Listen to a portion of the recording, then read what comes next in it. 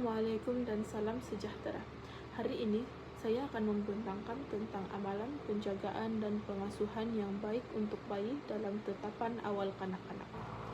Penjagaan dan pengasuhan yang berkualiti amat penting kerana ia membantu memastikan bayi membesar dengan sihat, selamat dan mencapai perkembangan yang optimal.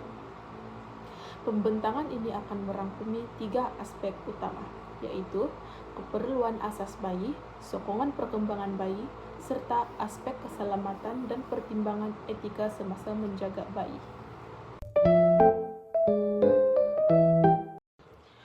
Pertama, keperluan asas bayi.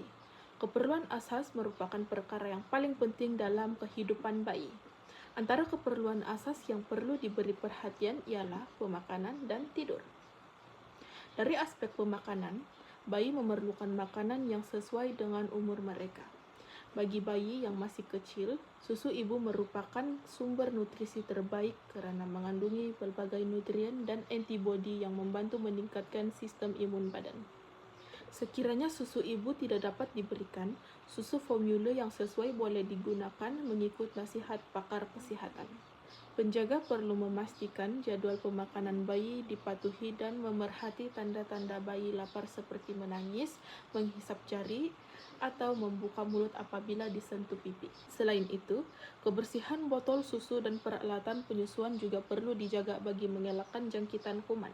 Selain pemakanan, tidur juga merupakan keperluan asas yang sangat penting. Penjaga perlu menyediakan persekitaran yang tenang, selesa, dan bersih bagi memastikan bayi dapat rehat yang berkualiti. Jadual tidur yang konsisten juga membantu bayi membentuk rutin yang baik. Seterusnya, sokongan perkembangan bayi. Perkembangan bayi boleh dirangsang melalui pelbagai aktiviti yang sesuai dengan umur mereka. Aktiviti yang dijalankan bukan sahaja membantu perkembangan fizikal, malah turut menyokong perkembangan kognitif, bahasa, sosial, dan emosi. Sebagai contoh, bagi bayi berumur sekitar 0 hingga 6 bulan, penjaga boleh melakukan aktiviti tummy time atau menyerapkan bayi untuk tempo yang singkat dan diawasi. Aktiviti ini membantu menguatkan otot leher, bahu, dan belakang bayi. Selain itu, penjaga boleh bercakap, menyanyi, atau membacakan cerita kepada bayi. Walaupun bayi belum memahami sepenuhnya apa yang diperkatakan, aktiviti ini membantu perkembangan bahasa dan kemahiran komunikasi mereka. Bagi bayi yang lebih besar, penjaga boleh menyediakan mainan yang selamat seperti rattle, blok lembut, dan buku bergambar. Mainan ini membantu merangsang deria penglihatan, pendengaran, dan sentuhan bayi. Interaksi positif antara penjaga dan bayi juga amat penting.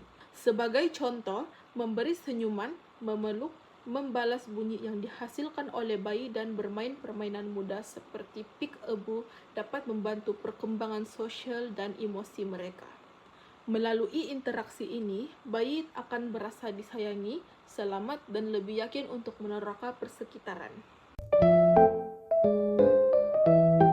Bahagian ketiga ialah aspek keselamatan dan pertimbangan etika semasa menjaga bayi. Keselamatan merupakan aspek yang tidak boleh diabaikan dalam penjagaan bayi. Persekitaran yang selamat perlu diwujudkan bagi mengurangkan risiko kemalangan. Penjaga hendaklah memastikan lantai sentiasa bersih, peralatan tajam disimpan di tempat yang selamat, dan objek kecil yang boleh menyebabkan bayi tercekik dijauhkan dari capaian mereka. Selain itu, amalan tidur yang selamat juga perlu diamalkan. Bayi hendaklah diletakkan tidur secara terlentang di atas tilam yang rata dan kukuh. Elakkan meletakkan bantal, selimut tebal, atau mainan lembut yang berlebihan di dalam katil bayi kerana ia boleh meningkatkan risiko lemas atau sesak nafas. Dari aspek kebersihan dan penjagaan kesihatan, penjaga perlu sentiasa mencuci tangan sebelum mengendalikan bayi, menukar lampin dengan segera apabila kotor, dan memastikan persekitaran sentiasa bersih. Penjaga juga perlu memantau kesihatan bayi serta memaklumkan kepada ibu bapa sekiranya terdapat tanda-tanda bayi tidak sihat seperti demam, batuk, atau kurang aktif. Akhir sekali ialah privasi dan persetujuan ibu bapa atau penjaga. Dalam tetapan awal kanak-kanak, maklumat peribadi bayi perlu dirahsiakan dan tidak boleh dikongsi tanpa kebenaran. Selain itu, Gambar atau video bayi tidak boleh disebarkan kepada pihak lain tanpa persetujuan ibu bapa. Penjaga juga perlu menghormati kepercayaan, budaya, dan amalan keluarga bagi memastikan hubungan yang baik antara pusat asuhan dan ibu bapa.